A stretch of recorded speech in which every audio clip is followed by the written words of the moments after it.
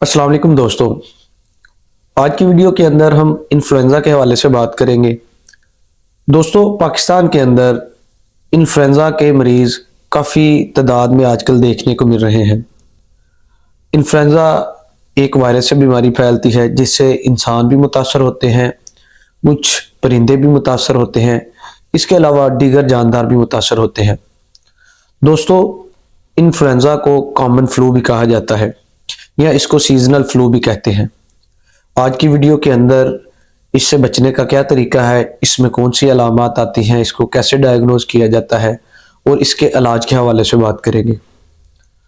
दोस्तों, इन्फ्लुएंज़ा बीमारी एक वायरस से, इन्फ्लुएंज़ा वायरस से फैलने वाली बीमारी है जिसके अंदर नाक से पानी, इसके अलावा आंखों से पानी, इसके अलावा सर दर्द, उसके साथ साथ हमारे गला भी मुतासर होता है, इसके साथ साथ हमारे फेफड़े भी मुतासर हो जाते हैं। दोस्तों, अगर अलामात की बात करें तो इन्फ्लुएंज़ा के अंदर ज़ुकाम की तरह फ्लू, इसकी तरह स्नीजिंग, इसी तरह बुखार, इसी तरह बॉडी में दर्द होना, टायर्डनेस रहना, इसके अलावा चिड़चिड़ापन डेवलप करता है।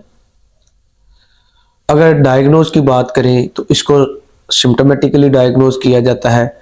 अक्सर मरीज़ जब हमारे पास मई या अक्टूबर के महीने में आते हैं तो उसके बाद मौसमियाती तब्दीली आती है और उसकी वजह से मरीज़ जो हैं वो कॉमन फ्लू के अंदर मुब्तला हो जाते हैं।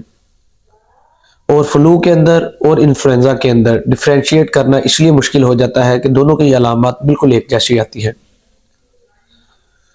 दोस्तों, अब करते हैं बात इसको ट्रीटमेंट के हवाले से। तो ट्रीटमेंट के हवाले से अगर बात करें तो मरीज़ को सिम्टोमेटिकली ट्रीट किया जाता है।